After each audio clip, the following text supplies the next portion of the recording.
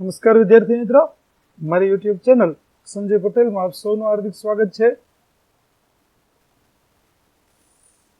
મિત્રો, આજના વિડીયોની અંદર આપણે ધોરણ 7 વિષય છે હિન્દી, જેનો પાઠ 3 કે જે સત્ર 2 ની અંદર આવે છે, જેનું નામ છે સચ્ચા હીરા, આ પાઠના સ્વાધ્યાયના પ્રશ્નો અને તેના જવાબો વિશે શીખવાના છીએ। વિદ્યાર્થી મિત્રો, જો તમે મારી ચેનલમાં નવા હોય તો મારી ચેનલને જરૂરથી સબસ્ક્રાઇબ કરો। વિડીયો સારો લાગે તો લાઈક કરો, શેર કરો અને બેલ નોટિફિકેશન ઓન કરો, જેથી મારા નવા વિડીયો પણ આપને મળતા રહે। તેમજ વિદ્યાર્થી મિત્રો, આ વિડીયોની પીડીએફ જોવા માટે પ્લે સ્ટોરમાં જઈ અમારી એપ્લિકેશન વિશ્વગુરુ STD1 થી 12 ગુજરાતી ડાઉનલોડ કરી તમારા મોબાઈલમાં ઇન્સ્ટોલ કરો, જેમાં આપ એકદમ ફ્રીમાં પીડીએફ જોઈ શકશો। જે શરૂ કરશો તો આ પ્રકારે જોવા મળશે, જેમાં બધા ધોરણની અંદર ધોરણ બતાવશે, ધોરણ પસંદ કરશો એટલે વિષય બતાવશે, વિષય પસંદ કરશો એટલે પાઠ બતાવશે। જેમાં વિડીયો ઉપર ક્લિક કરશો તો વિડીયો જોવા મળશે અને પીડીએફ ઉપર ક્લિક કરશો તો પીડીએફ જોવા મળશે। તો આશા રાખું છું અમારી એપ્લિકેશન આપ સૌને ગમશે, જરૂર ડાઉનલોડ કરજો મિત્રો। ચાલો મિત્રો, હવે શરૂ કરીએ પાઠ 3। સૌપ્રથમ અભ્યાસના પ્રશ્નો જોઈએ, જેમાં પ્રશ્ન 1 છે, निम्नलिखित प्रश्नों के मौखिक उत्तर दीजिए, जिसमें पहला प्रश्न है, चौथी स्त्री का बेटा सचमुच हीरा था, क्यों? तो चौथी स्त्री का बेटा अपनी माँ को देखकर रुक गया और अपनी माँ से बोला, माँ लाओ मैं तुम्हारा घड़ा पहुंचा दूं। माँ के मना करने पर भी उसने माँ के सिर से पानी का घड़ा उतारकर अपने सिर पर रख दिया और घर की ओर चल दिया।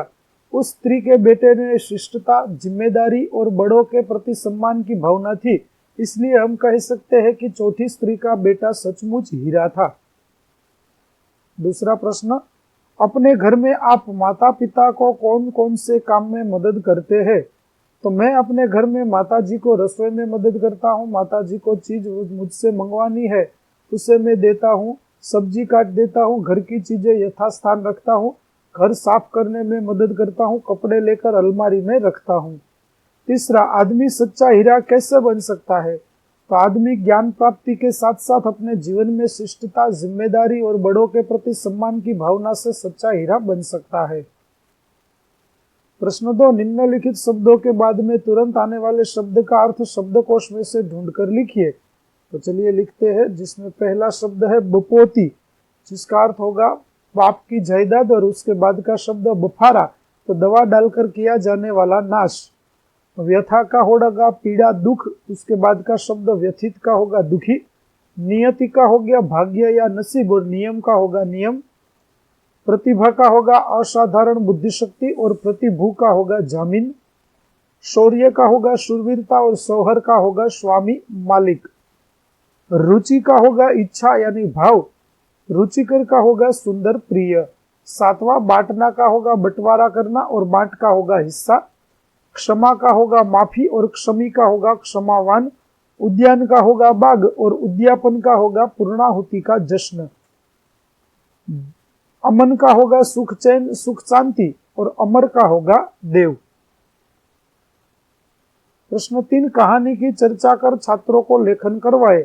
यहाँ पर जो कहानी दी गई है उसकी हमें लेखन करना है। तो कहानी का शीर्षक होगा सुख का राज।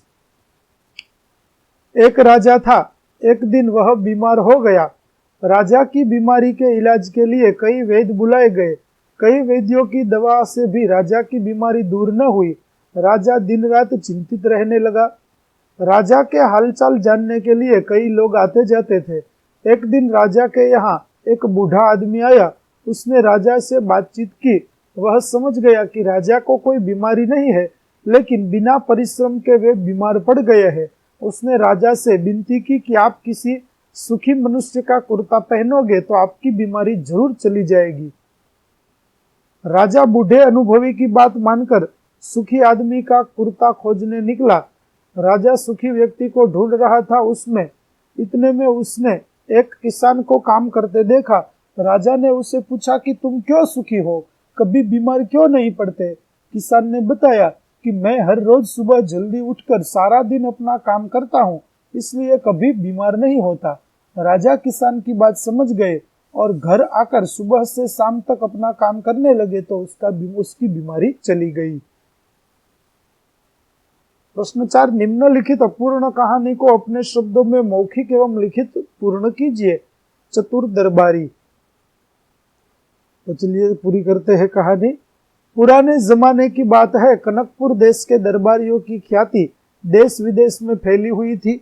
उनकी बुद्धि की प्रशंसा सुनकर दूसरे देश के दरबारी उनकी परीक्षा लेने के लिए आए। उसके एक हाथ में असली फूलों की माला थी और दूसरे हाथ में नकली फूलों की माला थी। उसने दरबारियों से कहा, श्रीमान, क्या आप हाथ लगाए बिना बता सकेंगे कि इनमें से कौन सी माला असली फूलों की है? सभी दरबारी आश्चर्य में पड़ गए। दोनों मालाएं बिल्कुल समान लग रही थी। दरबारी के प्रश्न का उत्तर देना मुश्किल था, पर आखिर एक बुद्धिमान दरबारी खड़ा हुआ, कहा कि महल की सभी खिड़कियां खोल दी जाए। जब उसने खिड़कियां खुल गई तो बाहर से मधुमक्खियां असली फूलों की माला पर आकर बैठने लगी। बुद्धिमान दरबारी ने बताया कि आपके बाएं हाथ में जो माला है, जिस पर मधुमक्खियां मंडरा रही है, वही असली फूलों की माला है। सभी दरबारी अचंभे में पड़ गए। आए हुए दरबारी ने भी उसकी प्रशंसा की। राजा ने उसे भेंट देकर शाबाशी दी। इस कहानी से हमें बोध मिलता है कि संकट के समय भी धैर्य और चतुराई से काम किया जाए तो अवश्य सफलता मिलती है। प्रश्न 5, निम्नलिखित कहानी का सारांश लिखिए। तो विद्यार्थी मित्रों, कहानी हमें यहाँ पर दी गई है, उसका सारांश हमें लिखना है। तो सारांश होगा, दुष्ट के शरारती स्वभाव के कारण सज्जनों को सहन करना पड़ता है। हमें बिना सोचे समझे किसी को दोषी नहीं मानना चाहिए। तो विद्यार्थी मित्रों, अभ्यासना प्रश्नो ये पूरा થાય છે। હવે જોઈએ સ્વાધ્યાયના પ્રશ્નો, જેમાં પ્રશ્ન 1, निम्नलिखित प्रश्नों के उत्तर लिखिए। पहला प्रश्न, पहली स्त्री ने अपने बेटे की प्रशंसा कैसे की? तो पहली स्त्री ने अपने बेटे की प्रशंसा करते हुए कहा, भगवान सबको मेरे जैसा बेटा दे। मेरा बेटा लाखों में एक है। उसका कंठ बहुत मधुर है, वह बहुत अच्छा गाता है। उसके गीत को सुनकर कोयल और मैना भी चुप हो जाती है और लोग भी बड़े चाव से उसका गीत सुनते हैं। प्रश्न 2, दूसरी स्त्री ने अपने बेटे की तारीफ में क्या कहा? तो दूसरी स्त्री ने अपने बेटे की तारीफ करते हुए कहा, मेरे बेटे की बराबरी कोई नहीं कर सकता। वह बहुत ही शक्तिशाली और बहादुर है। वह बड़े बड़े बहादुरों को भी पछाड़ देता है। वह आधुनिक युग का भीम है। तीसरा प्रश्न, तीसरी स्त्री ने अपने बेटे की विशेषता में क्या कहा?